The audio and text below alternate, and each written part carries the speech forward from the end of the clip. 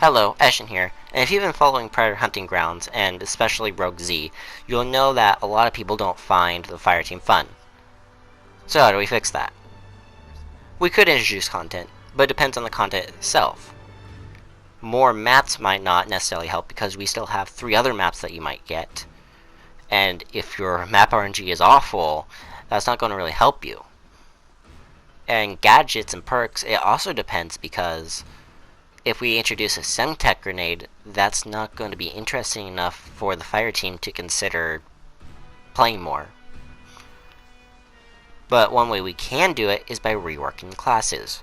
Right now, they're not that big. People care more about the health and the speed of the characters more than the actual perks that they give you. Like, you have some extra ammo. Congratulations.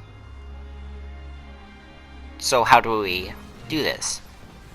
By reworking all the classes on both sides. If we do this just to the fire team, it'll be a substantial buff to it that would push the Predator even lower than the fire team is right now. Now that opens up the question, what would that look like? Well, I reworked other classes. It doesn't have to be exactly like this. I doubt all of these are going to be 100% balanced. But let's take a couple look at some of them. My first idea is with the support. It's a very simple one. The support is a very basic class. Not as basic as the assault, but basic idea: reduce damage and increase magazine size. This goes perfectly with what his gameplay is supposed to be. He's the tank, and he's the one supposed to be killing all the AI, as said by his description. But now we have what basic rework would like. What about implementing this onto a new class? Meet the Assassin. A Predator that's specifically built to be in stealth 100% of the match. So it no longer has to worry about being invisible. Now, this isn't as broken as it is because for 2 perk points on the Hunter class, you can actually be invisible the entire match with no downsides. So this is completely possible, but also has the upside of a second passive of being able to melee while invisible. This allows melee weapons to fit into the build of a stealth gameplay instead of just using the bow. But you don't need to lean into both the perks. You can only just take the advantage of one of the perks and just use the bow all match if you want. But what about the rest of the classes? Well, for the Hunter, increase damage, reduce damage taken. Very basic setup. Just makes him an all-around good class. He's good at melee, he's good at range, just like he's supposed to be. Now, Dutch is a particularly interesting one.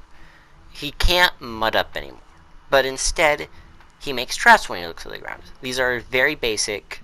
When he looks at the ground and makes a trap, it's just a signal flare. It just spots the Predator for like 1 or 2 seconds. And to make up for the fact that he can't mud up, he just muds up naturally when he moves. This was partially inspired when he first muds up in the film. It's not exactly like that, obviously, but hey, simple ideas go a long way. For the Berserker, I leaned more into his melee side and basically made him a fix for all the problems with melee. He's unparryable, and he doesn't use stamina when meleeing. This allows him to get out of melee as soon as he needs to, and it doesn't reduce his DPS when using melee. As well as the fact that melee is now viable because he can't be parried.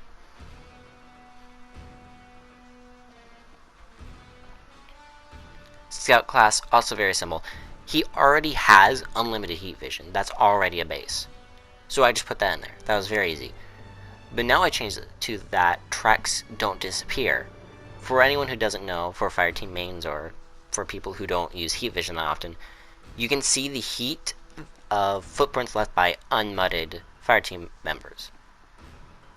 So basically, those tracks never disappear now. So if you find where they were at one point, and you have the observant perk, you can now track them throughout the entire mission. You'll never lose them. For the Fireteam Scout, auto spot, it doesn't spot the predator, only enemies and loot caches like medkits and ammo. And then I made him immune to traps to increase that chase potential on him, such as bear traps, as well as anything else in the future. The Jungle Hunter, I just gave him the same perks as the Scout and the Assassin, which separately they make very different builds, but together, combined onto the Jungle Hunter, they make for an actual Predator experience. Because in the films, they never have limited invisibility or limited heat vision. They can't even turn their heat vision off, other than other modes that we don't have.